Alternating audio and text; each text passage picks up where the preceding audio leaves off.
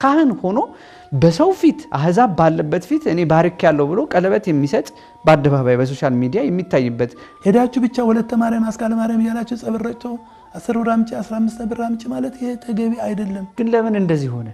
አስተምህሯችን የኛ አስተምህሮ ችግር ህይወታዊ ትምህርት ከማድረግ ይልቅ እንደዚህ ልማት ጀምረናል ለዚህ አዋጡ ተባለ። ክርስቶስ የመሰረታት ቤተክርስቲያን ስለሆነች ምን ማትሆንም እሷ ኋላ ቀር መሆኑ ደግሞ ለክፍተቶች ጋብዟል። በአሁን በእኛ አያያዝ በስብከት ዘዴ አሰጣጣችን ምን አሰጣጣችን ዘመኑን የዋጀ አይደለም። ጠቅላላ ተሳታፊዎችና የሚሰጡት ስልጠናዎች ልየታ ይደረግባቸዋል። ገንዘብ መቼ መተዳደሪያ ስለሆነ ነው እንጂ የገንዘብ ጉዳይ አይደለም የኛ ዓላማ። የምእመናኑን ህይወት ከቤተክርስቲያን ማገናኘት ግድ ነው። በህብረት ካልሰራን ለየብቻ የምንሰራው ስራ አደገኛ ሆኗል። ምንድነው ምእመኑ ከሱ ሊማር የሚችለው? ከተቀመጥንበት ኃላፊነት አንፃር ስታይ አልሰራንም። አጠቃላይ ሂደቱ ጊዜውን ከመዋጀት አንፃር ለወንጌል ትኩረት አልተሰጠውም።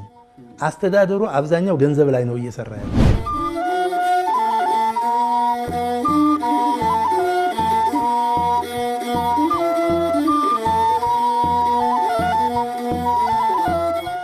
ሰላም ጤና ይስጥልኝ ክቡራን ተመልካቾቻችን እንደምን ቆይታችኋል? የወቅታዊ ዝግጅታችን ጀምሯል። በዛሬው የወቅታዊ ዝግጅታችን ርዕሰ ጉዳይ አድርገን ወደ እናንተ የምናቀርበው ሐሳብ በተለይም ክፍለ ከተሞች የካህናት አስተዳደርን የተመለከተና በስልጠናዎች ምን አይነት ሁኔታዎች እየተከናወኑ ይገኛሉ። የክረምት ወራት መምጣቱን ተከትሎ በየዓመቱ ስልጠናዎች ይከናወናሉ። ታዲያ እነዚህ ስልጠናዎች በተለይም የቤተክርስቲያን ክፍተት ከመሙላት አንፃር የስልጠናው ዓላማና በስልጠናዎች ምን አይነት ሁኔታዎች ይከናወናሉ በማለት በተለይም የካና ለሚኩራ ክፍለ ከተማ በየዓመቱ ከሚያከናውናቸው ስልጠናዎች አንፃር ምን አይነት ውጤቶች ተገኝተዋል፣ ምንስ አለ የሚሉትን ወደ እናንተ የምናቀርብ ነው የምንሆነው። ከኛ ጋር እንድትቆዩ የአብሮነት ግብዣችን ነው። ባነሳነው ርዕሰ ጉዳይ ጋር ከኛ ጋር ቆይታ የሚያደርጉ አባት ጋብዘናል። አባታችን እንኳን ደህና መጡ። አሜን። እንኳን ደህና ቆያችሁ። መልካም። እስቲ እኔ ሳስተዋውቅ እንዳልሳሳት የሥራ ድርሻውና ስሙን በደንብ አስተዋውቀው ብንጀምር። በስመ አብ ወወልድ ወመንፈስ ቅዱስ አሐዱ አምላክ። መልአከ ምሕረት ዘካርያስ ሐዲስ የካ ክፍለ ከተማ ስራ አስኪያጅ ነኝ። መልካም። እንኳን ደህና መጡ ልል ወዳለሁ።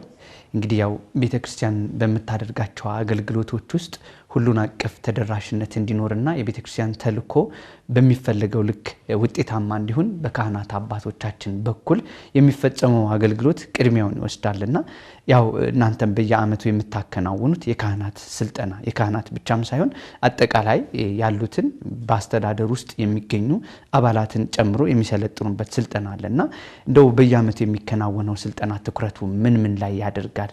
ለምን ያህል ጊዜስ ይሄ ስልጠና ተሰጥቷል የሚለውን ከዚህ ብንነሳ።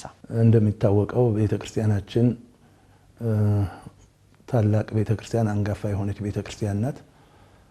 በዘመናትም ያው የሚታወቅ ነው። በዚህ ሁኔታ ላይ ደግሞ ወቅቱን ደግሞ እንደምታዩት በአሁን ሰዓት ያለው ሁኔታ በሚገባ ተቀናይተን ተዘጋጅተን መስራት ካልቻል አስቸጋሪ ስለሆነ ይህንን በተመለከተ እኔ ከላፍቶ ቤተ ክህነት ተዛውሬ ወደ የካና ለሚኩራ ክፍላተ ከተማ ቤተ ክህነት ተሹሜ እንደመጣሁ መጀመሪያ መስራት ያለብን ምንድነው ከሚል ከስራ ባልደረቦቼ ከክፍለ ከተማው የሥራ ሰራተኞች በሙሉ ጋር ተመካክረን እቅድ ማውጣት አለብን።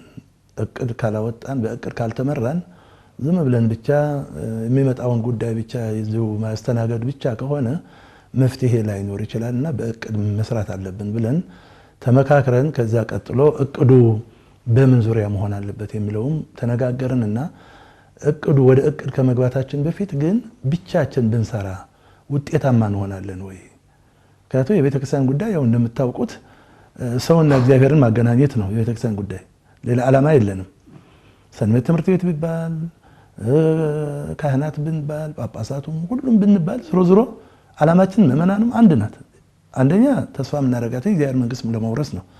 ያን ለመውረስ ደግሞ በእቅድ መዘጋጀት በእቅድ መራመድ ስላለብን ምን ማድረግ አለብን? ብቻችን አይቻልም። ዘመኑም እንደምታይ ነው። አንደኛ ክፍለ ከተማው እንደምታውቁት በጀት ይሄን ያህል በጀት የለውም። ደሞዛችን በሀገረ ስብከት ነው የሚሰጠን። የተወሰነ የሥራ ማስኬጃ አለች፣ ከወረቀት የማታልፍ ስራ ማስኬጃ አለች። በዚህ ስራ ማስኬጃ ላይ ተነስተን አቅደን ስራ እንሰራለን ማለት የማይሆን ነገር ነው። ስለዚህ ማድረግ ያለብን በአካባቢ ካሉት መጀመሪያ ከአስተዳዳሪዎች ከሰባኪያን ወንጌል ከሰበካ ጉባኤ አባላት ጋር መመካከር አለብን። በመቀጠል ደግሞ የወረዳው የሰንበት ትምህርት ቤት ማዕከል አለ። እግዚአብሔር ይመስገን መዋቅሩ ጥሩ ነው፣ አልሰራንበትም እንጂ አደረጃጀቱ ጥሩ እየሆነ ነው ያለውና ሌላው ደግሞ የወረዳው ማዕከል የማህበረ ቅዱሳን አለ። እነሱም ለብቻ ነው የሚሄዱት። ሰንበት ትምህርት ቤቱም ለብቻው ነው እየተጓዘ ያለው፣ እኛም ለብቻ ነው እየተጓዝን ያለ ነው። በዚህ መንገድ ከሄድን ውጤታማ ልንሆን አንችልም። ምክንያቱም ዓላማው አንድ እስከሆነ ድረስ ዓላማው ቢለያይ ኑሮ በዓላማ ሰው ካልተገናኘ አብሮ ሊሰራ አይችልም። ዓላማው ግን አንድ መሆኑን እያወቅን የቤተክርስቲያን ዓላማ ዝሮ ምንም ቅድም እንዳልኩት ከእግዚአብሔር ጋር መገናኘት ነው፣ የእግዚአብሔር መንግስት ለመውረስ ነውና በጋራ ሆነን ብንሰራ አይሻልም ወይ የሚል ተመካከርን። አስተዳዳሪዎቹም በሙሉ የዛን ጊዜ 47 አብያተ ክርስቲያናት ነበሩ። ሁሉም ተመካክረን የሰበካ ጉባኤ አባላት፣ ምዕመናኑ፣ ልማት ኮሚቴውን በጋራ ውይይት አድርገን በጣም እጅግ ደስ ብሏቸው ከዛ በኋላ ደግሞ አሁን ካልኩ ከወረዳው ማህበረ ቅዱሳን ማዕከል ጋርና ከሰንበት ትምህርት ቤቱ ጋር ህብረት ጋር በአንድነት ሆነን እቅድ ማቀድ ጀመርን። ክፍለ ከተማው መሪ ሆኖ ማለት ነው። እንደም እንዳልኩ የሥራ ባልደረቦቼ ጓደኞቼ ጋርም ተመካክረን ማለት ነውና ከዛ ጀምረን ብቻችን ሳይሆን እቅዳችን በጋራ አደረግን። ቢያንስ ለ3 ዓመት አካባቢ ይሆናል አብረን የሰራ ነው፣ ወይ 2 ዓመት ተኩል አካባቢ ይሆናል። እነሱም ጠራናቸው፣ የማህበረ ቅዱሳንም ወረዳውም ጠራን፣ ሰንበት ትምህርት ቤቱንም ጠራን። እንዴት እናድርግ ስብከተ ወንጌሎችን በጋራ አብረን እንድንሰራ ብለን የአድባራቱም ስብከተ ወንጌል ኃላፊዎች በሙሉ ጠራን። ስለዚህ በዚህ መንገድ ብንሰራ ምን ይሻላችኋል ስንል እነሱም ፍላጎታቸው ስለነበረ እኛ ላስጠጋዝ እያልናቸው ነው እንጂ ይሄ ፍላጎት ስለነበራቸው ማህበረ ቅዱሳኖችም እንደገና ሰንበት ትምህርት ቤት ወጣቶችም ፍላጎት ስለነበራቸው እጅግ ደስ አላቸው። በጣም በሚገርም ሁኔታ አብረን እንሰራለን ተባለ። እቅዳችን አውጥተን በሉ እናንተም እስቲ እቅድ አውጡ፣ ወረዳ ማህበረ ቅዱሳን ማዕከሉም የራሳቸው እቅድ አውጡ፣ ሰንበት ትምህርት ቤትም እቅድ አውጡ፣ እኛም እቅድ እናውጣና እናገናኘውና እንገምግመው በሚል ብዙ እነሱም እቅዳቸው ይዘው መጡ፣ እኛም እቅዳችን ይዘን ቀረብን። ከዛ በኋላ በአንድነት ሆነን ስራ መስራት ጀመርን። ይሄ ነው የጀመርነው። አንድነቱ መጀመሪያ የጀመርነው ይሄ ነው። ከዛ ወደዚህ እግዚአብሔር መቼም እርግጥ ይሄን ሰራው አይባልም፣ እግዚአብሔር ያውቀዋል። እንደውም ከተቀመጥንበት ኃላፊነት አንጻር ስታይ አልሰራንም። ብንሰራ ኑሮ ዛሬ ቤተክርስቲያኗ እዚህ ውስጥ አትገባም ነበር። አሁን ተለያይተን ያለ ነው። እግዚአብሔር በሚያውቀው በየቤተክርስቲያኑ ያለው ችግር ይኸው ለእናንተም የተሰወረ አይደለምና ባለመስራታችን እኛ በመሪነት ያለን ሰዎች ባለመስራታችን ምክንያት ነውና ይሄን ብለን ግን ይሄ ከተቋቋመ ጊዜ ጀምሮ ግን በጣም ቢያንስ እንደው በማስታወሻ ሆነ ያዝኳቸው በሁለት ዓመት ውስጥ የሰራናቸው ስራ እጅግ የሚቀርም ነው። ይሄን ደግሞ የሀገረ ስብከቱ ሊቀ ጳጳስ በወቅቱ የነበሩ አሁን መልከ ጼዴቅም አሁን ሄኖክም በጣም በሚገርም ሁኔታ ቦታው እየተገኙ በስልጠና በመናደርጋቸው ነገሮች ሁሉ ስራ አስኪያጁም ንልቀ ጉባኤ የሚባሉ ነበሩ። የዛን ጊዜ አባ ተክለ ሃይማኖት እየተገኙ ስልጠናዎች ቦታዎቻችን ላይ በዚህ መንገድ ነው ስራ የጀመርነው። መልካም። ምን ያህል ዓመት ተቆጠረ የሚለውና ዓላማው ለምሳሌ ሲነሳ ዓላማ አድርጎ የተነሳበትም አያይዘው ቢገልጹ። ዓላማው በቃ ቤተክርስቲያን በቃ በአንድ ሆነን መስራት ካልቻልን በህብረት ካልሰራን ለየብቻ የምንሰራው ስራ አደገኛ ሆኗል። ምክንያቱም እንደምታውቁት እኮ አንድ ሰው መልካም ስራ እየሰራ ያ ማዶ ያለው በሩቅ ያለው ሰው ግን መልካም ላይ መስለው ይችላል። ለምን? ውስጡን ስለማያውቀው። በጋራ ተመካክሮ መስራት ግን በጣም ቆንጆ ስለሆነ በዚህ አይነት ነው ዓላማው። ይሄ ነው በቃ በአንድ ሆነን እቺን ቤተክርስቲያን እንጠብቃት። ከዚህ ካለው የፈተና ዘመን ከዚህ ካለበት ከመጣባት ችግር በውስጥም በውጭም ከተነሳባት ችግር በጋራ ሆነን እንቋቋም የምንችለው ነው ያለው ዓላማው። ይሄ ነው፣ ሌላ የለውም። እንደ አባቶቻችን እንደ ሐዋርያት ቤተክርስቲያኗን እናሻግራት። እርግጥ ምንም አትሆንም እሷኛ ስለደከመን እንደ ሰውኛ ነው እንጂ የምናገረው ያለሁት ክርስቶስ የመሰረታት ቤተክርስቲያን ስለሆነች ምንም አትሆንም እሷ። ግን እኛ ግን ድርሻችን ግን መወጣት ግድ ይላል። እንደዛ እያልን ደግሞ እየተዘናጋን ደግሞ የው ጠላቶች የት እንደደረሱ እያየን ነው። ስለዚህ ከዚህ አኳያ ዓላማው ይሄ ነው።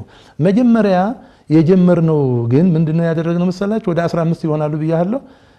መጀመሪያ ምን እናድርግ ስንል ማን ነው መሰልጠን ያለበት ቀድሞ ስንል ካህናቱ ነው መሰልጠን ያለባቸው የሚል ነው አቋም ላይ የደረስነው። በተለይ በንስሐ አባትነት ላይ ያሉ አባቶች ከንስሐ ልጆቻቸው ጋር ከበጎቻቸው ጋር ግንኙነታቸው ምን ይመስላል፣ በዚህ ዙሪያ ላይ ማዘጋጀት አለብን ብለን በዚህ ተማመንን። ወደ 12 የሚሆኑ የአድባራት ስብከተ ወንጌል ኃላፊዎች በጣም ብዙ ባለሙያዎች አሉ። እነሱ ጠራንና የምናሰለጥንበትን በዚህ የንስሐ አባት አያያዝ ልቅሶ ቤት ሄዶ ምን ብሎ መስበክ እንዳለበት ካህኑ የታመሙ ሰዎች ጋር ሲሄድ ምን ብሎ መናገር እንዳለበት ምን መስበክ እንዳለበት፣ የወለዱ ሴቶች ጋር ሄዶ መጫቶቹ እንዴት ማጽናናት እንዳለበት፣ ሲጣሉ ንስሐ ልጆቹ ሲጣሉ እንዴት ማስታረቅ እንዳለበት በዚህ ዙሪያ ላይ መጽሐፍ ቅዱስ ያልያዘው ነገር ስለሌለ እስቲ በዚህ ዙሪያ ላይ አውጧልናቸው። ሰባኪያኑ በ3 ቀን ውስጥ 101 ገጽ ማንዋል የማሰልጠኛ ማንዋል አዘጋጁልን የአድባራቱ የስብከተ ወንጌል ክፍል ኃላፊዎች ማለት ነው። ከዛ በኋላ እናድርገን በየደብሩ የቻሉ በአድባራቱ በራሳቸው እንዲያሰለጥኑ ካልቻሉ ደግሞ ከሌላ ቦታ ላይ እየወሰድን ከማህበረ ቅዱሳን ማዕከል ከተለያዩ አድባራት ላይ ከጠቅላይ ቤተ ክህነት ከሀገረ ስብከቱ እየወሰድን እንዲያሰለጥኑ አደረግን። ለስንት ከአንድ ወር በላይ ስልጠና ሰጠን። ለዚህ በየደብራቸው ሆነው ይሄንን ሰለጠኑ። ከሰለጠኑ በኋላ ልክ በ18 ነሐሴ 18 በ2016 ማለት ነው በ2016 መጨረሻው ማለት ነው ብፁዕ አቡነ ሄኖክ ባሉበት ጠቅላይ ቤተ ክህነት እዚያ አዳራሽ አስፈቅደን አስመርቀናል። ምክንያቱም አባቶቹ ናቸው ከምእመናን የሚገኙት። እነሱ ካልያዝን ዋጋ የለውም። እንደገና በቤተክርስቲያን እንደምታዩት ብዙ ጊዜ ከበጎቻችን ጋር የምንገናኝበት መስመር በጣም ትንሽ ነገር ነው፣ ጠባብ ነው። ትጥቅ ካልያዘ ደግሞ ያንስሐ አባትም ትጥቅ ካልያዘ ዝም ብሎ ብቻ ሄደህ አስተምር ብትለው ላይሆን ስለሚችል ያን ማንዋል ማሰልጠኛ አድርገን በጣም ገርሟቸው ካህናቱ ባካቸው ይሄ ነገር ሁሉ ጊዜ ይቀጥልልን ይሄ መልካም ነው ከሚል ምርቃትም አስመርቀናል። እግዚአብሔር ይመስገን ማለት ነው። ሌላው እንደዚሁ ደግሞ ለቤተ ክርስቲያን ኃላፊዎች ደግሞ እቅድ ቅድም እንዳልኳቸው በእቅድ ካልሰራን ዋጋ ስለሌለው አጠቃላይ የሰበካ ጉባኤ አባላትን ከአስተዳደር ጀምሮ በእቅድ ዙሪያ እቅድ አውጥተው አድባራት መጀመሪያ ወደኛ እንድልኩ አደረግን። እነሱ ደግሞ እቅዱ ደግሞ በጋራ ሆነን ደግሞ ማሰልጠኛ መጀመሪያ እቅድ አስተቃቅ እንዴት መታቀድ እንዳለበት ሰው አዘጋጅተን ከወረዳው ከማህበረ ቅዱሳን ከዚህ ከዋናው መጥቶ ስልጠና ሰጥቶልን በጥሩ ሁኔታ በእቅድ ከአዲስ አበባ ዩኒቨርሲቲም ረዳት ፕሮፌሰር ተመስገን የሚባል እነሱን ሁሉ አምጥተን ጥሩ የሆነ እቅድ አዘገጃጀት ሰበካ ጉባኤ ምእመናን ሁሉ ስልጠና ሰጥተናል። እንደገና የአመራር ክህሎት በተመለከተም ያው እንደምታዩት አመራር ነው ችግር ያለው። ትልቁ ችግር የምንፈጥረው እውነት ነጋገር ከተባለ መቼም ሀቅ መናገር ኃጢአት ሆኖ ነው እንጂ ትልቁ ችግር የሚመጣው ከአመራር ክህሎት ጉድለት ነው። አንደኛ ከኔ ጀምሮ ወደ አመራር ስንመጣ ስልጠና አይሰጠንም። ዝም ብለን ብቻ ቶሎ ብለን ወይም አለቃ ልንሆን እንችላለን ወይ ሳሽን ልንሆን እንችላለን ወይ ጠቅላይ ቤተ ክህነት ልንቀመጥ እንችላለን። ብቻ እንደ አጋጣሚ በምንም ይሁን በምን ያው ላይ እንቀመጣለን። ተቀምጠን ስናበቃ ግን ለተቀመጥንበት ስራ ብቁንን ሳንገኝ ቀርተን ያው በየቦታው በጥብጥ ይነሳል። ከአዲስ አበባ ዩኒቨርሲቲ አሁንም አምጥተን ብዙ ምሁራኖች አምጥተን ዶክተሮች አስመጥተን በዚህ በአመራር ክህሎት ዙሪያ ላይ ትልቅ ስልጣን ተሰጥቷል። በጣም የሰበካ ጉባኤ አባላቱ በጣም አድንቀዋል። ብዙ ምሁራኖች ነበሩ፣ ብዙ ዲያቆናት ነበሩ። ከቤተክርስቲያን ውጭ ቢሆኑም በአገልግሎት ባይኖርም ያው ውጭ ቤተክርስቲያን ልጆች ሞልተዋታል። በዛ ላይ ትልቅ ምስጋና በእውነት ተችሮናል። በዛን ሰዓት ለነበሩ ሁሉ ጊዜ ይሄ ቢደረግ ኑሮ ሰው እንደዚህ አይሆንም ነበር በሚል የምንችለውን ያህል የአቅማችን ያህል ስልጠና ሰጥተናል ማለት ነው። ሌላው የገንዘብና የንብረት አያያዝ በተመለከተ ያው እንደምታዩት የፋይናንስ አያያዛችን በጣም ደካማ ነው። ዛሬ ዓለም የት ደርሷል የምታዩት ነው። ደብል ኢንትሪ ይባላል እንጂ ደብል ኢንትሪውም ራሱ ጉድለት አለበት። ቢሆን እንኳን እሱንም አልያዝነውም በአሁን ሰዓት። አሁን በዓለም የትኛውም ቦታ ላይ እንኳንስ በሀገራችን ባደጉት ሀገሮች ብትሄድ ገንዘብና ሰው አይገናኝም።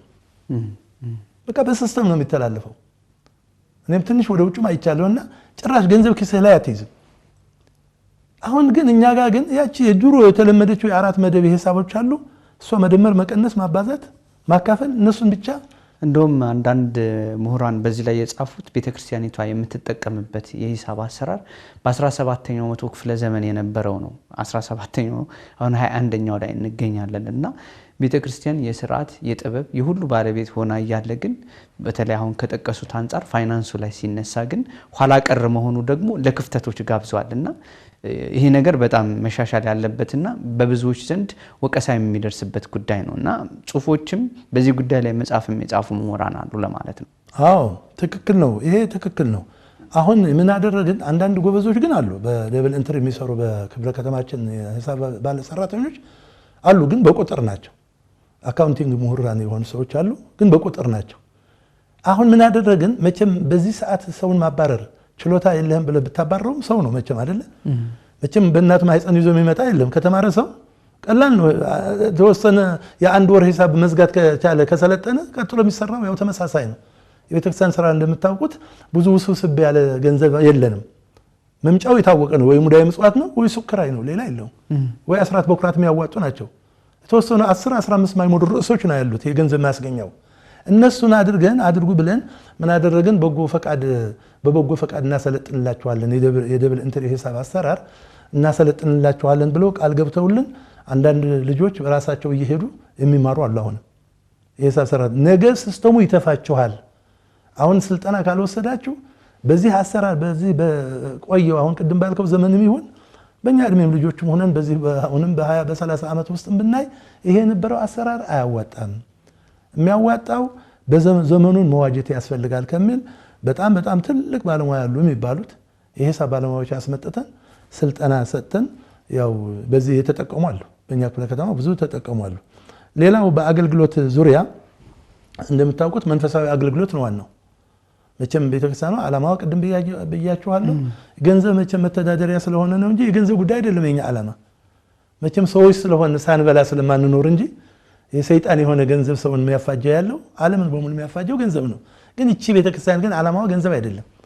አባቶቻችን ታውቁታላችሁ፣ ሐዋርያትን ያው የምናውቀው ነው። ንብረታቸውን ሀብታቸውን ሽጠው ለውጥ ምንም ለድሃ ሰጥተው ጥለው ነው የሄዱት። የገንዘብ ጉዳይ አይደለም የሚያስጨንቃት የነበረው። ግን ሆነና ወደ ገንዘብ ስለገባን ግዴታ ምን ማድረግ አለብን? የገንዘብ አያያዝ እና የንብረት አያያዝ ግዴታ ስልጠና መሰጠት አለበት ብለን እግዚአብሔር ይመስገን በገንዘብ አያያዝና በንብረት አያያዝ ጥሩ የሆነ ስልጠና ሰጥተን ከዛም ክትትል እያደረግን አንዳንድ ቦታ ላይ በጥሩ ሁኔታ አሁን ንብረት አመዘጋገቡ ራሱ ተለውጧል። ድሮኛ አላቂ የሆነ ነገር አንመዘግበውም ነበር፣ ህንፃውም አንመዘግበውም ነበር ታውቃላችሁ። አሁን ግን ህንፃው ሳይቀር እያንዳንዷ ንብረት የመዘገቡ አድባራት አሉ። ከዚህ ስልጠና በኋላ ይህን ስልጠና ወስደው ስራ ላይ ያዋሉ። ሌላው ተባብሮ ለመስራት ከሰንበት ትምህርት ቤት ያሉ ችግሮችን ለመፍታት ተባብረው ለመስራት ወሳኙ ቅድም መነሻ የሚያደርጉት እሱ ነበረ።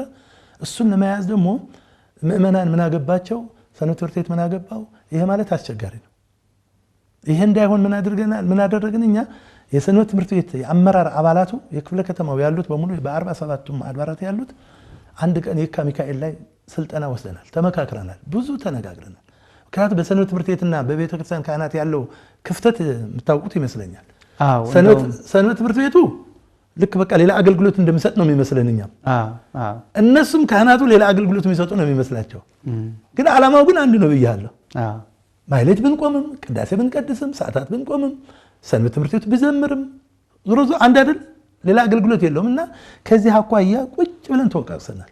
በተለይ በክብረ በዓል ላይ ያለው ችግር ታያላችሁ። ታቦት በወጣ ቁጥር ከሰንበት ትምህርት ቤትና ከካህናት ሁልጊዜ ጠብ ነው። ለምን ሄዱ አትሄዱ ታቦት 3 ጊዜ እስከሚዞር ድረስ ወንጌል እንዳይሰማ ሰው በመዞር ብቻ በመንገድ ላይ እናሳልፈዋለን። እነዚህ ነገሮች ሁሉ ጠቃሚ እንደ በአግባቡ መዘመርም ያስፈልጋል። ስብከት ነው ራሱ።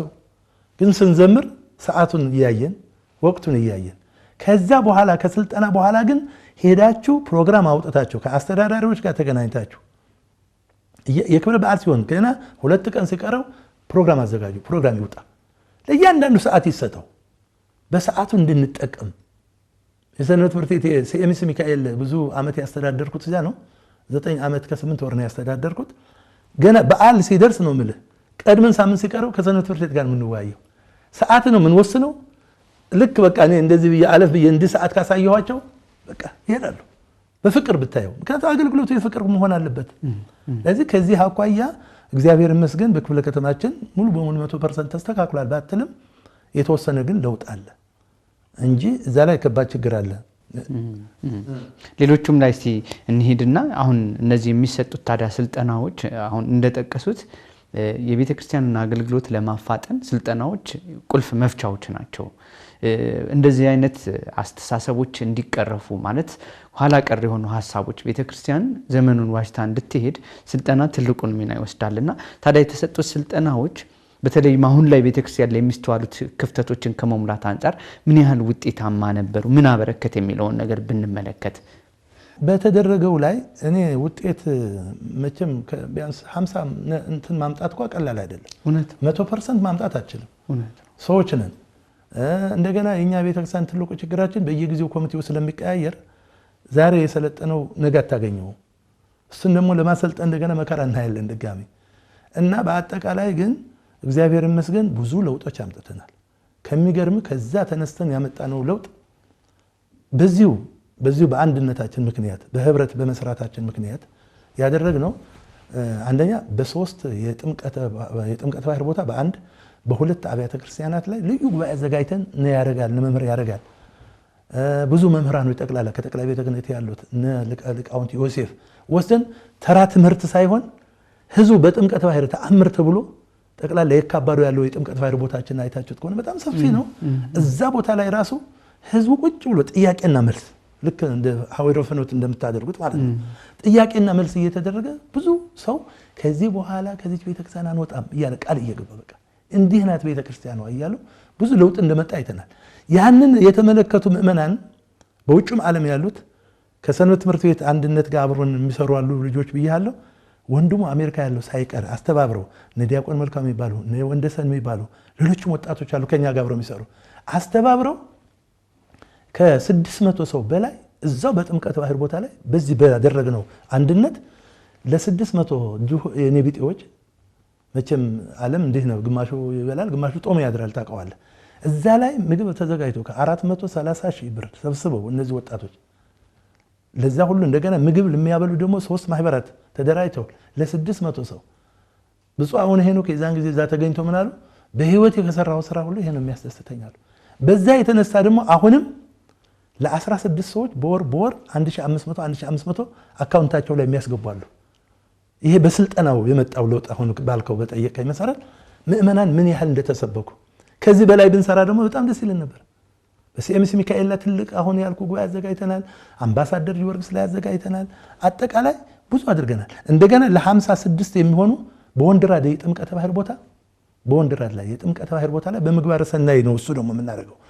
ለ56 የሚሆኑ ዘይት ገንዘብ መኮረኒ ፓስታ ሰጥተን እንደገና ከመንግስት አካላት ጋር በመሆን በየቤቱ እየዞርን ሁለት ከማህበረ ቅዱሳንም ከሰንበት ትምህርት ቤቱም ከኛ ከክፍለ ከተማ ጋር በመሆን በየቤቱ እየዞርን ደግሞ ነዳያን መገበናል እንዴት ነው ቤተ ክህነቱ እንደዚህ ሆነው ዘንድሮ እስከ ማለት ድረስ በጎረቤት ያሉት ሁሉ የሚያሳዝናሉ በቃ በየቤቱ ወድቀው እግር የሌላቸው እዛው ላይ መጸዳጃ እንኳን የሚወስዳቸው ሰው ያጡ ሰዎች እኔ ዛን ጊዜ ስዞር እነዛ ሳይ አለቀስኩ እግዚአብሔር ሆይ እኛ በአማረ ወንበር በአማረ ቤት እየተቀመጥን እነዚህ ነዳያን ማለማየታችን የመንግስት አካላት ናቸው የክፍለ ከተማ የመንግስት አካላት ናቸው ወስደው የወረዳው ወስደው በየቤታቸው ይወሰዱና ይሄን ነገር ትልቅ ለውጥ አምጥቷል ዲያቆናት የሰጠነው ስልጠና ከሚገርም ለዲያቆናት እያንዳንዱ ከመን ተአማ በበይናትን ማለት ምን እንደሆነ ለዲያቆን ሲነግሩ ዲያቆናቱ ያለቀሱ ዲያቆናት አሉ ይሄ ስልጠና ባካቸው እያሉና የተወሰነ በእውነት ነው ማለት ከ60 እስከ 50% ድረስ ለውጥ አምጥተናል ትንሽ ለውጥ ያልመጣው በሰበካው ጉባኤ መካከል ምን አደረግ መሰለ ቤተክርስቲያን የቦታውን አይታችሁታል ያለው ችግር አይደለ ማስተር ፕላን የሚባል የለንም በቤተክርስቲያን እንደምታዩ ስንፈልግ እዚህ ጋር አንድ ጎጆ እንሰራለን ስንፈልግ እዚህ ጋር እንሰራለን የለም በሱ ላይ ግን ለህንጻ ኮሚቴ አባላት ለልማት ኮሚቴ አባላት ለሰበካው ጉባኤ አባላት ስልጠና ተሰጥቶ አሁን እያንዳንዱ ማስተር ፕላን አምጥቶ እንዲያሰሩ እያደረግን ነው በእያንዳንዱ ለዛው መድበን የቻለ ደብሩ ራሱ ያሰራል ካልቻለ ባለሙያዎች ከማህበረ ቅዱሳንም ኢንጂነሮች ፈልገን ቃል የገቡልንም አሉ ወስደን ሁሉ ማስተር ፕላን አሰርተን ቦታችን በአግባቡ መጠቀም ካልቻልን በአሁን ባለው አያያዝ ላይ አደጋ ስለሆነ በሚል ብዙ ለውጥ አምጥተናል ማለት ይቻላል በአጠቃላይ መልካም ክቡራን ተመልካቾቻችን እየተከታተላችሁት የምትገኙት የወቅታዊ ዝግጅታችን ነው በዛሬው ወቅታዊ ዝግጅታችን በይበልጥም ካህናትና የቤተክርስቲያን አገልጋዮች በስልጠና ሂደት ውስጥ ማለፍ የቤተክርስቲያንን አገልግሎት ከማፋጠን አንፃር ያለው ሚና ምን ይመስላል በሚል የካ ክፍለ ከተማ አጠቃላይ የካህናት አስተዳደሩንና የአገልግሎት ዘርፉ የስልጠና ሂደት ምን ይመስላል የሚለውን ወደ እናንተ ያቀርብን ነው የምንገኘው አሁንም ከኛ ጋር ሆኖ ስለ ቤተክርስቲያናችን ነው የምንወያየውና እናንተም ብዙ የምታተርፉበት ነው ከኛ ጋር እንድትቆዩ አሁንም ግብዣችን ነው መልካም እንግዲህ አባታችን ጥሩ እየጠቀሱልን ነው ያለውና ያው ስልጠናዎች ሲኖሩ ብዙ ነገሮች መከፈት ወይም ደግሞ መሰራት ይችላሉና በተለይም የካህናት አገልግሎት የምእመናንን ህይወት ከማሻሻል አንፃር አሁን ላይ በተለይም ቤተክርስቲያን ላይ የሚነሱ ባንዳንድ የካህናት አርአያነት የሌለው ተግባርና ወይም በቤተክርስቲያን መዋቅር ውስጥ የሚፈጸሙ ጉዳዮች መኖራቸው ከመእመናን የሚነጥሉ ሐሳቦች አሉ አጠቃላይ ቤተክርስቲያን የሥርዓት ሰማያዊ መንግስትን የምትሰብክ በምድርም ያለ ህይወት ውስጥ እንዳይዛባ የመእመናኑን ህይወት ከቤተክርስቲያን ማገናኘት ግድ ነውና አጠቃላይ ሂደቱ ጊዜውን ከመዋጀት አንጻር በካህናት አባቶች በሰበካ ጉባኤ ቅድም የጠቀሱት ለውጥ እጅግ በጣም መልካም ሆኖ እያለ እንደው በአገልጋዮችስ ላይ ወቅቱን ዋጅቶ ከማገልገል ምእመናንን ወደ ቤተክርስቲያን ከመጥራት አንጻር ያለውስ ሁኔታ ምን ይመስላል? የስልጠናው ስብከተ ወንጌል ጋር ላይ ነው እሱ ላይ ስራ የሰራ ነው። የስብከተ ወንጌል ጠቅላላ ሰባኪያኑ በዚህ በሁለት ዓመት ውስጥ 2 ጊዜ 3 ጊዜ ስልጠና ተሰጥቷቸዋል ለሰባኪያኑ ወንጌሉ። ምክንያቱም በጎች ተበትነው ነው ያሉት፣ ምእመናን ተበትነው ነው ያሉት። እግዚአብሔር እየጠበቃቸው ነው እንጂ እውነተኛ ቤተክርስቲያን ስለሆነች መስራቿም እውነተኛ ክርስቶስ ስለሆነና ከዛም ሐዋርያት ያጸኗ ስለሆነች ነው እንጂ በአሁን በእኛ አያያዝ በስብከት ዘዴ አሰጣጣችን ምን አሰጣጣችን ዘመኑን የዋጀ አይደለም። ጠቅላላ በተለምዶ ዝም ብሎ ብቻ ማታ 11 ሰዓት የሰርክ ጉባኤ ይባላል። እንደምታየው ዛጋ 50 ሰው 40 ሰውም አይመጣም። ስለዚህ ይሄ መለወጥ አለብን፣ ስብከቱ በጣም የተለያየ መሆን አለበት በሚል ከሰባኪያን ወንጌል ጋር በሰፊ ተወያይተናል። እነሱም ያለባቸው ችግር ነግረውናል። ስብከት ወንጌሉም ለስብከት ወንጌል ትኩረት አልሰጠውም። አስተዳደሩ ጽሕፈት ቤት ይላሉ ከላይ ከሀገረ ስብከት ጀምሮ እስከ ታች ድረስ ትኩረት አይሰጠውም። ለምእመናኑ ትኩረት አልተሰጠም። ብዙ ጊዜ የገንዘብ ልመና ብቻ ነው የሚካሄደው፣ የገንዘብ ልመና ብቻ ነው ይላሉ። ስለዚህ በዚህ የተነሳ በደንብ አድርገን በስፋት አለቆችም ሰባኪያን ወንጌሎችም ባለው ደግሞ አገናኝተን መጨረሻ ላይ ውይይት አድርገናል። ህዝቡን ለመያዝ ህዝብ ከሌለ እኮ ቤተክርስቲያን እኮ ዋጋ የለው። ትዝ ይላችኋል የኮሮና ጊዜ እኮ እኔ ሲኤምሲ አስተዳዳሪ ነበርኩና ህዝቡ እንዳይገባ ተብሎ 5 ቀዳሲያን ብቻ ገብተው ያገልግሉ ሲባል እኔ ጧት ገብቼ እኔ ከቤተክርስቲያን አልወጣሁም። የዛን ጊዜ ገብቼ ቤተክርስቲያኑ ላይ ስገባ 5 ብቻ ሆነን ሳይ በዚህ ሰው የለም፣ በዚህ ሰው የለም፣ በዚህ ሰው የለም። ለካ ቤተክርስቲያን የሚባለው ድንጋይ አይደለም ለካ ሰው ነው ብዬ አለቀስን። ኪዳን ማድረስ ሁሉ አቃተን። እንዴት አድርገን እግዚአብሔር በሚያውቀውና ይሄን ሁሉ ጥናት ባለው ነው የተወያየ ነው ከሰባኪያን ወንጌሉ ጋር። በመጀመሪያም ከንስሐ አባቶች ጋር ቅድም ጀምሬልሃለሁ ከነሱ ጋር ይሄን ነው የተነጋገርነው። ሄዳችሁ ብቻ ወለተ ማርያም አስካለ ማርያም ያላችሁ ጸበል ረጭቶ 10 ብር አምጪ 15 ብር አምጪ ማለት ይሄ ተገቢ አይደለም። መሆን ያለበት ንስሐ ልጆቻችሁን በደንብ ወንጌል ስበኩ፣ አሰልጥኑ። እንደገና እሁድ ጠቅላላ በወር 1 ጊዜ ንስሐ ልጆቻቸው በየቤተክርስቲያኑ እንዲያስተምሩ እሁድ ልዩ የሆነ ትምህርት። ይሄ ቤት ሄዶ ጸበል መርጨቱ አይደለም፣ እሱ ምንም ችግር የለውም፣ ቅዱስ ዓላማ ነው። ነገር ግን መሆን ያለበት ግን ወንጌል ማወቅ አለበት ብለን አሁን በእንደው ለትዕዝብት 1 ቀን ሲኤምሲ ሚካኤል ላይ ግቢው ላይ ብትሄዱ የአንዱን ቄስ ንስሐ ልጆች በዚህ በኩል ይማራሉ። ከቅዳሴ በኋላ ከስብከት በኋላ ሰሮተ ህዝብ ከተደረገ በኋላ ማለት ነው። እያንዳንዱ ይሄ ይደረጋል እና ለውጥ ለማምጣት ነው የሁሉ ትግል እያደረግን ያለው። ሰባኪያን ወንጌሉ በጣም ጎብዘዋል። በእኛ ክፍለ ከተማ ያሉት እግዚአብሔር በሚያውቀው አሁን ደግሞ ሰማሉ በአጠቃላይ በአዲስ አበባ ደረጃ ማህበር አዋቅረዋል። በዛም አግዙን እያሉ ነው። ስለዚህ ምእመናኑ ያው ሙሉ በሙሉ ይዘናቸዋል ባንልም ፍላጎታቸውን አሟልተናል ባንልም ሚቀረን ቢኖርም የአቅማችን ያህል ግን እየሞከርን ነው። መልካም። እንደው በስልጠና ውስጥ የሚሳተፉ አገልጋዮች ልየታ ይደረጋል ወይ? ለምሳሌ ስልጠና ሲደረግ ቅድም እንዳሉት አሁን ላይ ወንጌልን በትክክል የተማረ ምእመን ከሌለ ይወጣል ከቤተ ክርስቲያን። ሁለተኛ በንስሐ አባቱ ድክመት ምክንያት ስጋዊ ፍላጎት ተንጸባርቆበት አሁን እኛ እዚህ አንዳንድ ጥቁምታዎችም ይመጣሉና እንደ ግለሰብ ያው ሰው ሲሆን ይፈተናል። የቤተ ክርስቲያን ስርዓቷ ይታወቃልና በትክክል የሚገባው ራሱ በወንጌል ካልተመሰረተ ዝም ብሎ ካህን ብቻ ስለሆነ ብቻ ወንጌልን ማያውቅ ከሆነ ምእመኑን እንዴት መምራት እንደምሳሌ እኔ 1-2 ስልጠና ተሳትፌያለሁ። የመጀመሪያው ይሁን አላውቅም እነ ዳንኤል ሰይፈ ሚካኤል ያሰለጠኑት ስልጠና አሁን እንደነዚህ አይነት ስልጠናዎች አጠቃላይ ያለውን ሁኔታ የሚለውጥ ነው። በዓለም የሚከናወነውን ሁኔታ ቤተክርስቲያን እየሄደችበት ያለው የሚያነቃ ስልጠና ነው። ልክ እንደዛ ከማድረግ አንጻር ተሳታፊዎችና የሚሰጡት ስልጠናዎች ልየታ ይደረግባቸዋል ወይ? እዚህ ላይ ያለው ልምድ ምንድነው የሚለውን ተጨማሪ ሐሳብ ቢሰጡን። እዚህ ላይ አሁን ባልከው መስፈርት ክፍተቱ የት ላይ ነው ያለው? ምንድነው የኛ ችግር? ህዝቡ ምን ቢሆነን ብንገኝ ነው በምን መልክ ቢሰለጥን ነው ካህኑ ወደ ህዝቡ ተደራሽ ሊሆን የሚችለው የሚል በዛ ላይ ነው ትልቁ ትኩረት ያደረግነው እኮ እሱ ነው። ስልጠና ስንል እኮ ዝም ብለን መጀመሪያ አሁን ያልኩ የወረዳ ማዕከሉም የሰንበት ትምህርት ቤቱም እኛም እንመካከርና ምንድነው ክፍተቱ ብለን እናጠናለን።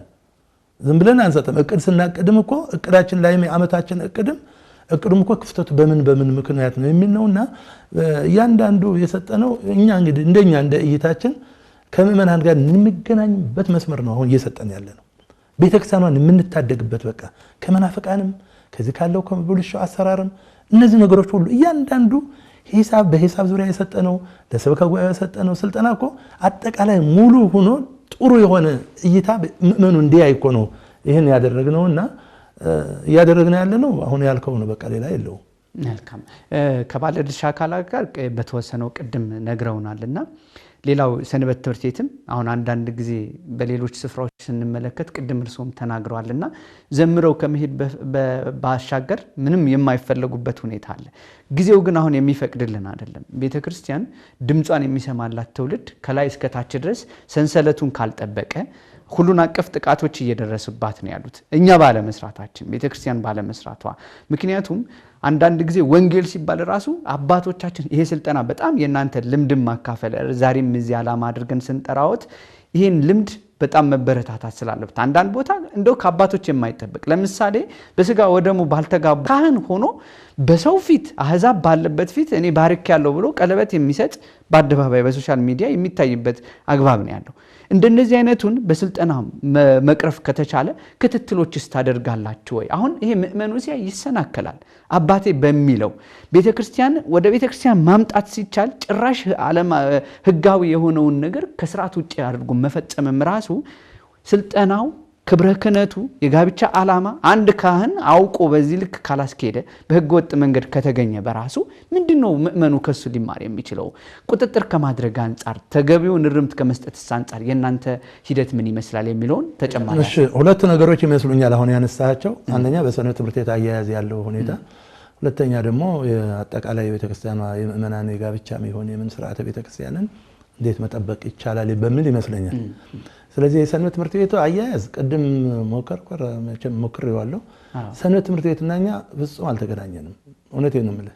ድሮ እኛ ሰንበት ትምህርት ቤት ልጆች ሆነን እኔ ሐረር ስላሴ ነበርኩኝና ሰንበት ትምህርት ቤት ስመሰረት አንድ መስራች እኔ ነበርኩ። ይዛ ሰንበት ትምህርት ቤት አልነበረም ጠቅላላ መሰረት። ሰንበት ትምህርት ቤትና እኛ ስንገናኝ ተነፋፍቀን ሰንበት ተማሩ ከእናቶቻቸው ጋር ምግብ እየያዙልኛ ለካህናቱ በሳህን እየቋጠሩ ይመጣሉ። ማለት ለሰንበት ትምህርት ቤት ሲመጡ ልብሳችን ያጥቡልናል። የነበረው ግንኙነት በጣም የተለየ ነበር። ያው ዓላማው እሱ ስለነበር ማለት ነው። አሁን ከቅርብ ጊዜ ወደዚህ ግን ይሄ ዓለም በጣም ወደ አንድ መንደር መምጣቱ ይሄ ግሎባላይዜሽን የሚባለው ነገር ብዙ እየጎዳን ነው። የምናያቸው ነገሮች ሁሉ እየማረኩን ይወስዱናል። አይተህ ከሆነ አሁን መከባበር የሚባል የለም ጠቅላላ። ሰንበት ተማሪ ወጣቶችም አባቶችን አያከብርም። ያው እያየህ ነው አለ በየቦታው አንዳንድ ቦታ ላይ ቢሮ እስከ ማሸግ ድረስ ይደርሳሉ ልጆች ደርሷል። አሁንም ሁለተኛ የበጀት አጠቃቀም አይተህ ከሆነ ሰንበት ትምህርት ቤት እኛ የምናውቀው አንዱ አካል ነው፣ አንድ ክፍል ነው አይደለ? ከዚህ ከመዋቅሩ ቃለ ዓዋዲው ያስቀመጠው እኮ አንዱ ንዑስ ክፍል እኮ ነው። እሱ ከሌለ እኮ ዋጋ የለውም፣ ጉድለት አለ። ገንዘባችንም ወደ አንድ ካዝና አምጥተን በጋራ በበጀት መስራት ሲገባን ሰንበት ትምህርት ቤት ለብቻው ንግድ ጀምሯል። እውነትን ነው የምንነጋገረው። እኛም ለሰንበት ትምህርት ቤት አንድ ሳንቲም ከምንሰጥ ቢቀር ብንሻለ ተርፎ ገንዘቡ እንኳን አንሰጣቸው። ስለዚህ አየው ተለያይተናል፣ አልተገናኘንም። እኔ እንደው ኃላፊነቱ ግን ያለበት ማን ነው? እኛ ጋር ነው ስህተቱ እኛ ጋር ነው። ለምን በትክክል ይዘን ልጆቻችንን በጀት በጅተን ድሮ ልጆች ሆነን ነው ምን ቆሎ ሽጠው ድራማ ሰርተው ቆሎ ሽጠው ለቤተክርስቲያን ነው የሚያመጡት። ቆሎ ሽጠው እኮ ነው ከመገረም ድራማ ይሰሩና ያቺ ያገኙዋትን ገቢ ለቤተክርስቲያን ገቢ ያደርጋሉ። እኛ ደግሞ አልባሳት እንገዛላቸዋለን፣ የሚማሩበት ወንበር እናስተካክላቸዋለን፣ የሚነበብቡ መጽሐፍቶች እንሰጣቸዋለን። ህብረት ነበር። አሁን ግን እኛም እንደ ባዳ ነው ያየናቸው። በፍጹም ሰንበት ትምህርት ቤቱ የቤተክርስቲያን አካል ነው ብለን አላምንም። ከኔም ጀምሮ ስህተቴ ነው ይሄ። ሰንበት ተማሪዎቹም መጥተው እንደ ወጣትነታቸው ዘመናዊያን ናቸው። መቼም በዘመናዊ የተማሩ አሉ። እንደ ድሮ ደግሞ ሰንበት ትምህርት ቤት ሲባል ህፃናት አይደሉም። አሁን እኮ እስከ 30 እስከ 40 ዓመት ሁሉ ሰንበት ትምህርት ቤት ያሉ ልጆች አሉ አይደል? የተማሩ አሉ፣ ዶክተሮች አሉ፣ ኢንጂነሮች አሉ። እነሱ ደግሞ ዘመኑን ዋይተው ከአባቶች ጋር የሚገናኙበት መስመር መዘርጋት ይችላሉ። እኛ ጋር ስህተት ቢኖር እንኳን ይሄ ነው እኛ እናስተካክላለን እናንተም እንዳርጉ የሚል የለም። ሁሉም በዲክታተር ነው እየሄደ ያለው፣ ለየብቻ ሩጫ ለየብቻ። እኔ እንዳውም ውስጥ የገባ መንፈስ እንዳለ ነው የሚመስለኝ። እኔ መቼም መናፍቃን ተንኮላቸው ብዙ አይደለም። እኛን ውስጥ ላይም እኮ ይኖራሉ እኮ ከአገልጋዮቹም ይኖራሉ አሉ እኮ ተይዘው የለ አንድ ወቅት እኮ ከብዙ ቦታ ላይ እኮ መናፍቃን ተይዘው ወጥተው አሁን ዛሬ ተሐድሰንን ብለው ይወጡ እኮ አሉ። እናቃቸው ነከሌ ባልም ለኮተቤ ገብርኤል የነበሩ ሰባኪ እኮ ተይዘው እጅ ከፍንጅ ተይዘው አልኩ አይደል? አሁን ውጭ ሆነው በርገር እየገመጥኩ ነው ይላሉ። ዳህነት ተጎድቼ ነበር እዛ ይላሉ። እንግዲህ እግዚአብሔር ያሳይ። አሁን ምን ልፈልግ ነው ሰንበት ተማሪዎቹም ዘመኑን መዋጀት አለባቸው። ምክንያቱም በቴክኖሎጂ በሳይንሱ ሄደዋል፣ ተምረዋል፣ የተማሩዋሉ እና አልተገናኘንም በሰንበት ትምህርት ቤትና በእኛ በኩል። አሁንም አንድ ስራ ቅዱስ ሲኖዶሱም ከጠቅላይ ቤተ ክህነትም ጀምሮ እናንተም የማህበረ ቅዱሳንም በደንብ አድርጎ በዚህ ስራ ብትሰሩበት ይሄ መስተካከል የሚገባው ነው። በተለይ እንደው ካዝናችን አንድ ብናደርገው ይሄ ካልሆነ እንለያያለን። ይሄ ገንዘብ ሰይጣን ነው ያለያየናል። እኔ እንደውም በየመድረኩ ቅዱስ ሲኖዶስ ፊት ሁሉ ተናግሬያለሁ። ስራ አስኪያጅ እያለሁ ገና ሐረር ጀምሬ ካዝናችን አንድ ይሁን። በሐረር ብትሄዱ ጋራ ሙለታ ምናምን የሚባሉ አሉ። በጥምቀት ብቻ ነው አንድ ቄስ ሰው ልከን የምናስቆርብ። ጥምቀት ክርስትና የሚነሱት በዓመት አንድ ጊዜ ብቻ ነው። ግድ የላችሁም ካዝናችን አንድ ይሁን። የማህበሩም ይሁን የምን የሚባል ሁሉም እንትን ብሎ በአንድ ካዝና አድርገን በበጀት ብቻ ብንተዳደር። አሁን እኮ አሐቲ ቤተክርስቲያን እንላለን አለ ምን አሐትነቷ በወንጌሉ እንትኑ አንድ ግን አሰራር ላይ ግን አንድ ነው እንዴ? ሁሉም ጎጆ ወጥቷል እኮ አየው። ጎጆ ወጥቶ ደግሞ ስትኮረኩመው በፍጹም ማንም አይነካው። እና ይሄንን ብናደርግ በዚህ ስራ ቢሰራ እኔ በዚህ አጋጣሚ የሚዲያም ልታይ ስለሚችል ቅዱስ ሲኖዶስም ሊሰማው ስለሚችል እንደው ካዝናችን ወደ አንድ ብናመጣው እቺ ገጠር ያለችው ቤተክርስቲያን እዚህ ጧፉ ሞልቶ ጣኑ ሞልቶ ሻማ ሞልቶ አልባሳቱ ሞልተው ብል እየበላቸው ማይለበሱ አልባሳት አሉ። ገጠር ብትሄዱ ግን በአቦጀድ የሚቀድሱ አሉ። ያቺ የኛ ቤተክርስቲያን አይደለች? ከዛ አይደለ የተነሳ ነው።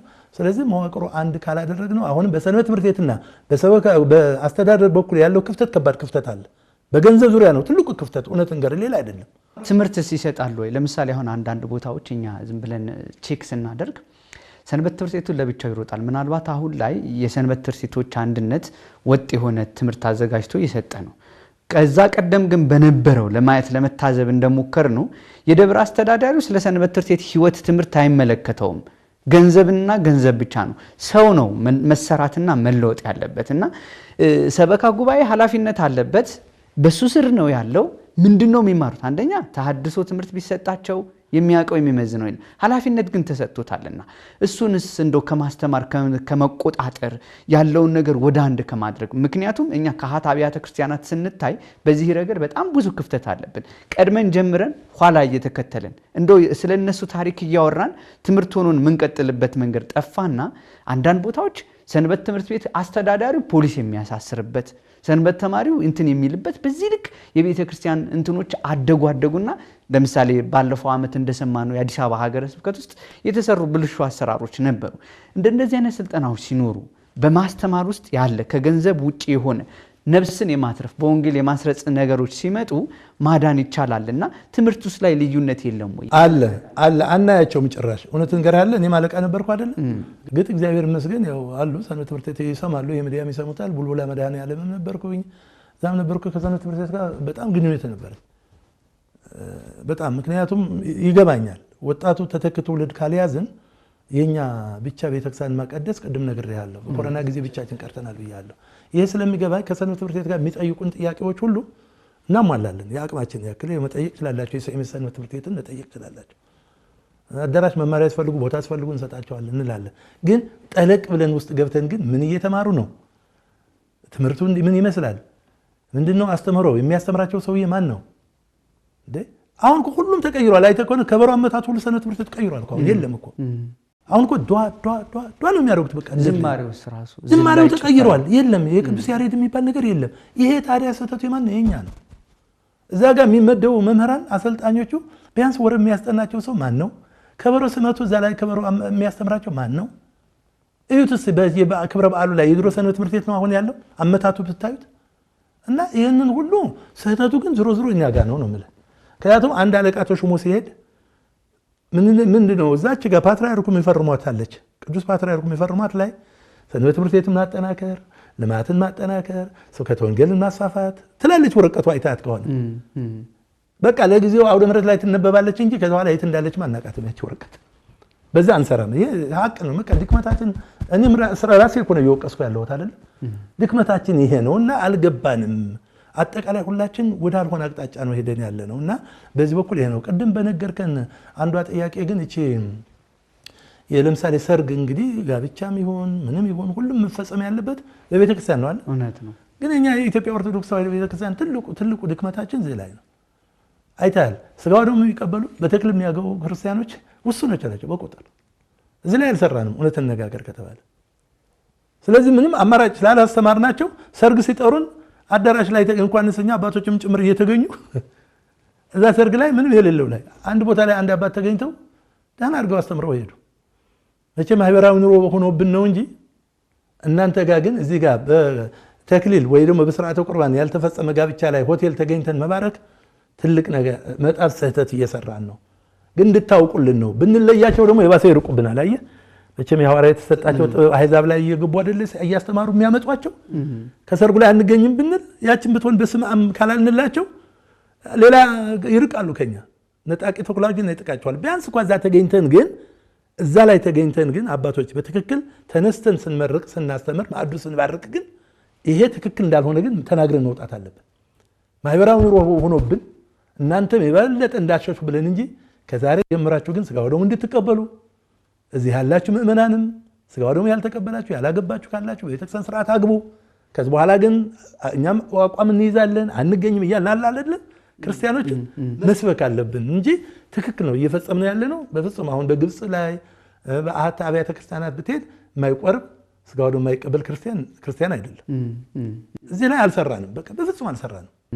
እንደው ከሰለጠነ አይቀር የሰልጣኙ ካህን እንደው የእናንተ ስልጠና ትልቅ አብነት ማለት የተጀመሩት ማመስገንም የሚገባ ነው። ቤተክርስቲያን እርሶም ቅድም እንዳብራሩት በትምህርቷ ነቅ የማይወጣላት በሁሉም ነገር መሰረታዊ የሆነ አስተዳደሩ ክፍተት አለ። ለምሳሌ ሰልጥኑ ይወጣ ከሰለጠነ አንዱ ለውጥ ካመጣ እንደው ሰው ላይ ባንድ አጥቢያ ቤተክርስቲያን ያለው ይመዘግባል ወይ? ስንቱ ክርስቲያን አለ፣ ስንቱ ተጠመቀ፣ ስንቱ ሞተ ብሎስ ይሄን ነገር ይሰራል? ለምሳሌ እኮ አሁን አይ አባቶቻችን ብንጠራም ያው ያስተምረው ይሄዳሉ እንጂ ችግር የለውም እያሉ ይሄ ነገር እስከቀጠለ ጋብቻ ማለት አባታችን እንግዲህ እርሶ እንደሚያስተምሩትም እኛ ስንማርም እንደምንሰማው የጋብቻን ምስጢር ያላወቀ እንዴ ኦርቶዶክሳዊ ጋብቻን ያላወቀ እነ ቅዱስ ዮሐንስ አፈወርቅ ያስተማሯትን ቅዱስ ጳውሎስ የተናገረላትን ምስጢሩን ያልተረዳ መስክሮ ያጸደቀ በፍርድ ቤት 75% ኦርቶዶክሳውያን ሲፋቱ ነው መረጃዎች የሚያሳየው። ይሄን አጽድቆ የሚሄድ ታዲያ ሰለጠነ ብንል ስልጠናው ራሱ አያጎልብንም ወይ? ይሄ የሰለጠነ ካህን ሄዶ መፈለግ የለበትም ወይ?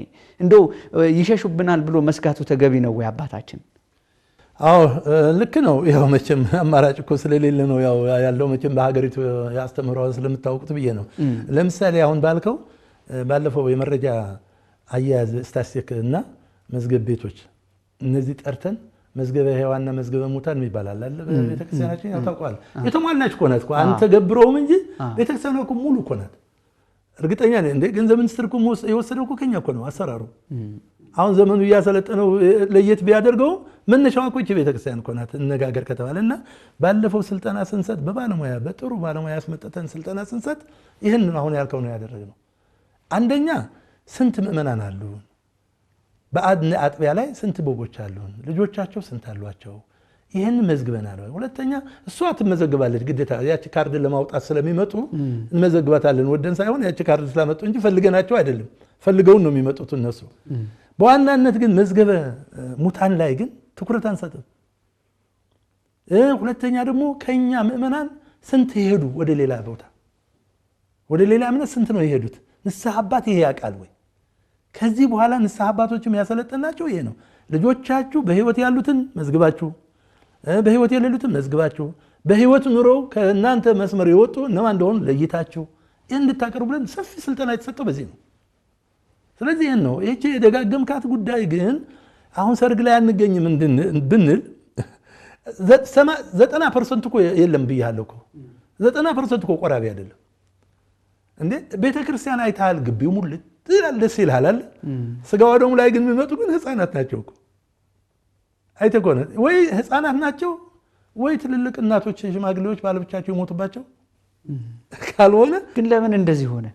አስተምህሯችን የኛ አስተምህሮ ችግር እሱማ ግብጽ እኮ ማየት ይቻላል አይደል? ግብጽ እኮ እኛ ትናንትናም የኛ መሪ ነበረች ናት አይደል?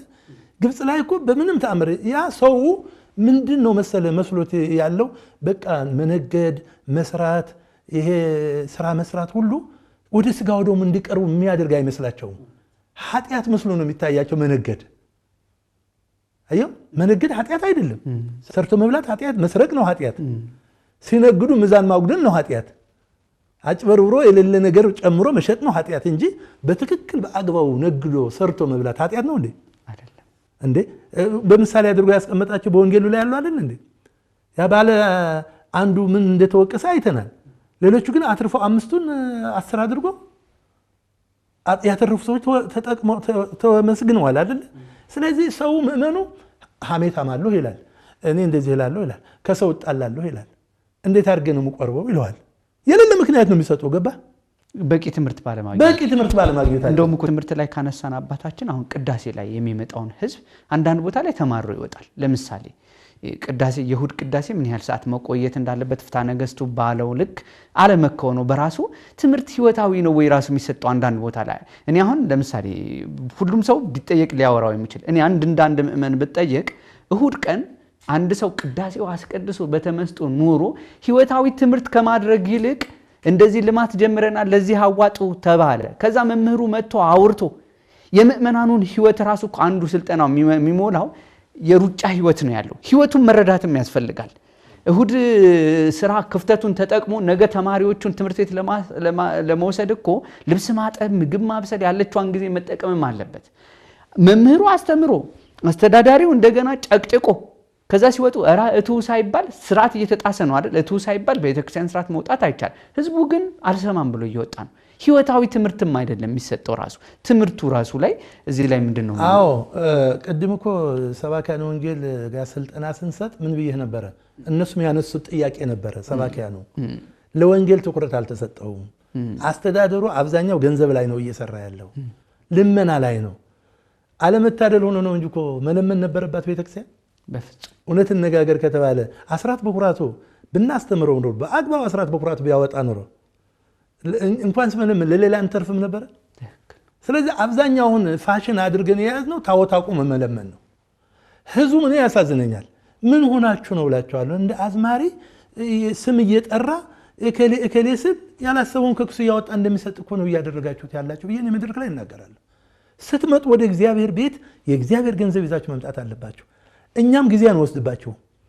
አሁን አንድ ጥሩ ልመና ንግግር የሚችል ሰው ሰዓት አይተህ ከሆነ አንድ ሰዓት ስለምን በ100 ሺህ በ200 ሺህ የሚቆጠር ብር ያወርደዋል። ካልሰበክን ካልተለመነ ግን ብሎ ይዟት ነው የሚሄደው። ምእመኑም አየው የትምህርት ጉለት እያደገ መጣና አሁን በአርቲስቶች ተቀጥሏል። አሁን በአርቲስቶች ጀምሯል። ስለዚህ ይሄንን ሰባኪያኑም ያሉት የዛን ጊዜ ያነሱት ትኩረት አልተሰጠውም፣ ለኛም ክብር አልተሰጠንም። ለወንጌሏ ትንሽ ሰዓት ናት፣ 15 ደቂቃ 10 ደቂቃ ይበቃል ይባላል ተብሎ በዚህ ላይ ግን ስልጠና ስንሰጥ ሰውም ሰልችቶ እንዳይወጣ ልክ ማድረግ ያለብን 3 ሰዓት ሁሉም አድባራት በእኛ ክፍለ ከተማ 3 ሰዓት እንዲያሰናብት ነው የተነጋገርነው። 3 ሰዓት ከ3 ሰዓት በፊት በኋላ ምንም ማለፍ እንደሌለበት ካቶ ህዝቡ ረግጦ እየወጣ ነው እየሄደ ነው። አንዲት ቀን ናት ያቺ እሁድ ደግሞ ማህበራዊ ኑሮ የሚኖርባት ነው። ራሱ እኮ እግዚአብሔር ይመስገን ቆሞ በትክክል ካስቀደሰው እኮ ቅዳሴያችን እኮ ወንጌል እኮ ነው። አይተዋላል ቅዳሴው ራሱ አሐዱ አብ ቅዱስ አሐዱ ወልድ ቅዱስ ማለት እኮ ከዚህ በላይ ምን አለ? ተንሥኡ ለጸሎት ማለት ከዚህ በላይ ምን አለ? ሰላም ለሁላችሁ ይሁን ከማለት ምን አለ? ከዚህ በላይ ስብከት ተሰብኳል እኮ እዚያ ጋር አያዳምጠውም ህዝቡ። ትንሽ ግርግር ይሮጣል ይወጣል ይገባል እንጂ ቆሞ በትክክል ቅዳሴ ቢሰማ እኮ ምንም ሌላ ስብከት እኮ አያስፈልገውም። የዛን ቀን ወንጌል እኮ ነው። ያው ቅዳሴው ታውቀዋለህ መቼም ያስለቅሳል። እንኳን ሌላ ቀርቶ በደንብ ካዳመጥከው እንዳለ ያስለቅሳል እኮ። ክርስቶስ ላይ ያን ሁሉ ጸዋቱ መከራ የደረሰበት ቅዳሴው ገልጾታል እኮ። የእመቤታችን ቅዳሴ ስትቀድስ አይተዋል። እንዴት ተሸከምሽው፣ እንዴት ቻልሽው፣ እሳተ መለኮት በሆድሽ እንዴት አደረ አይደለ? ከዚህ የበለጠ ስብከት አለ? ስብከት የለም። እና ሰዓት መጠቀም አሁን እዚህ ላይ ከሀገረ ስብከቱም አንድ ጊዜ ተወያይተን ነበረ። በዚህ ወጥ የሆነ በሙሉ 260 ምናምን አድባራት ናቸው ያሉት ባልሳሳት። እነዚህ ሁሉ ሰዓታችንም ቅዳሴ የምንገባበትም የምንወጣበትም ስብከቱም መቼም ስንት ሰዓት ማለቅ እንዳለበት ስንት ሰዓት ሰርሮተ ህዝብ ማድረግ እንዳለብን ይሄ ወጥ ይሁን ተብሎ ሁሉ አንድ ቀን ውይይት ተደርጎ ነበር። ተግባራዊ ያለ ነው እንጂ ብዙ ጊዜ ሀገረ ስብከቱ መቼ ነው የሚጠራው? ለአብይ ጾም ሲሆን፣ ለፍልሰታ ሲሆን፣ ለቅዳሴ መግቢያ መውጫ እንዋያለን ብዙ ጊዜ እየመጣን። አጠቃላይ ሁሉም ቀን ግን ወጥ መሆን አለበት ሁሉም ቀን እና በዚህ በኩል እኮ እድለኞች እኮ ነን። እግዚአብሔር በሚያውቀው አልተጠቀምንበትም እንጂ እኮ እስቲ አስበው እስቲ ግጻዊያችን ዝም ብለህ እስቲ የትኛውን ቤተ እምነት ብትሄድ አሁን ይሄ ያለ ተነስቶ ዝም ብሎ ጠዋት ተነስተው አረፍደው 5 ሰዓት 4 ሰዓት ሄደው ከፈለገ አንዷ ጥቅስ መዞ ብቻ ይጮሃል እንጂ የኛ እኮ የተሰፈረ ምንም እኮ የተቀመመ እኮ ነው። የትም ቦታ ላይ ባለፈው ነው ካናዳ ሄጄ እዛ ጋር የቀደስነው ቅዳሴና እዚህ ጋር ምን ቀድሰው አድት እድለኛ አይደለችው ቤተክርስቲያን። አባቶቻችን ደክመውባታል እኮ በእውነት ምስጋና ይድረሳቸውና ደክመውባታል እኮ። በአንዲት እሁድ በመላው ዓለም ላይ ያለው በአንድ ቅዳሴ አንዲት ወንጌል አንዲት ምዕራፍ ጳውሎስ የሚነበበው አንድ ግብረ ሐዋርያቱ አንድ ጠቅላላ እንዳለ እኮ እንዴት አድርገው እንደሰሩት ወይ ይገርምሃል። ደግሞ ስርዓታቸው ውስጥ ይወስድ ከመጀመሪያ ጀምሮ ቅዳሴ ሲገባ ከማህሌቱ ጀምረ ከሰዓታቱ ጀምረ ሄደን ቅዳሴ ገብተን የት ለመድረስ ነው? የክርስቶስ ስጋና ደም ለመብላት እኮ ነው። አየው ሩጫችን እኮ ክርስቶስ ስጋ ላይ ለመድረስ እኮ ነው። ያ ሁሉ ጩኸት፣ ያ ሁሉ ድካም ገበሬው ልክ አርሶ ቆፍሮ አርሶ አርሞ ምን ብሎ ምን ለማግኘት ነው? ምርት ለማግኘት አይደል? እኛ ያን ሁሉ ስንጮህ የምናድረው እኮ ግን እንዴት አድርገው ሰሩት ነው። እኔ ስርዓቱ የሰሩት እንኳን ማለት አቅቶናል አሁን ያለን ሰዎች። እና የምትገርም ቤተክርስቲያን ናት በእውነት እቺ ቤተክርስቲያን። እኔ ዝም ብዬ በዚች በትንሽ እውቀቴ አዋቂ አይደለሁም፣ ግን በዚች ባለች እውቀት ስረዳው ግን እንዴት የሚንበሩ ቅዱሳን አባቶች ነበሯት እቺ ቤተክርስቲያን ነው የምለው። እውነት ነው። ክቡራን ተመልካቾቻችን እየተከታተላችሁት የምትገኙት ወቅታዊ ዝግጅታችን ነው። በዛሬው ወቅታዊ ዝግጅታችን በተለይም የቤተ ክርስቲያንን አገልግሎት ዘመናዊ ከማድረግ አንጻር ወንጌልን በትክክል ተተርጉሞ ህዝብና ቤተ ክርስቲያን አንድ ሆኖ ቤተ ክርስቲያን የምትናገረው በምእመኖቿ እንዲንጸባረቅ የእያንዳንዳችን ድርሻ ምንድነው? ከሚያስተዳድሩን ከሚመሩ ቤተ ክርስቲያን ከሚመሩ አባቶች ምን ይጠበቃል? ወቅቱን ጊዜውን ዋጅተን ቤተ ክርስቲያን ያለናት እኛንንና ከቤተ ክርስቲያን ሳንነጠል ውጭ ሆነን ከማማት ይልቅ ውስጥ ሆነን ድርሻችንን እንዴት መወጣት አለብን? በቤተ ክርስቲያንስ ምን አይነት ክፍተቶች አሉ? የሚሉትን ወደ እናንተ እያቀረብን ነው ያለነው። ሰምቶ ከመፍረድ ብቻ ሳይሆን የኛስ ድርሻ ምንድነው? የሁላችንም እንደሚሆን አባታችን ከኛ ጋር አድርገን ብዙ እየመከሩን ነው ያለነው። እያጠቃልን ነው። ከኛ ጋር እንድትሆኑ አሁንም ግብዣችን ነው። መልካም እንግዲህ አባታችን ቅድም ያነሳናቸው በጣም ቁልፍ ሐሳቦች ናቸው። እነዚህ ስልጠናዎች መኖራቸው እንደነዚህ አይነት ጉዳዮችን ይቀርፋሉ። ከሌሎች አብያተ ክርስቲያናት ተሞክሮች ስንነሳ ለምሳሌ ህንድን ብንመለከት፣ ግብጽም፣ ሶሪያም ሌሎችም ብንመለከት የተሰራ ስርዓት ነው ያላቸው። ዝንፍ ያለ ስርዓት የለም። ይሄ መከፋፈል ለየብቻ መሮጥ ቤተክርስቲያን ይወራ። ሁለተኛ የሚስተዋሉ ክፍተቶች የሚቀረፉት ስልጠናዎች ሲኖሩ ነው። ስለዚህ ስልጠናዎች ህይወት ተኮር እንዲሆኑ ምእመናንና ካህናት አባቶች፣ ሰባኪያነ ወንጌልና ሌሎች በአጥቢያቸው የሚገኙ ከማስተሳሰር አንጻር ስልጠናዎቹ ወደፊት እንዴት ይቀጥላሉ? አሁን የተጀመረውስ በምን አይነት ለመቀጠል ታስቧል? በተለይ ጥናት ተደርጎ ይሄ ደግሞ ስልጠና የካ ብቻ ሳይሆን እንደ ሀገረ ስብከት ብሎም እንደ ጠቅላይ ቤተ ክህነት በአባቶቻችንስ ምን አይነት ትኩረት ሊሰጠው ይገባል? እናንተስ ወደፊት እንዴት ልቀጥሉ አስባችኋል? የሚለውን የመጨረሻችን ብናረገው። እሺ እግዚአብሔር ይስጥልን። ያው በቀደም እኛም ልክ አሁን ይሄን ያንተን ሐሳብ አስጨንቆን ተሰብስበናል።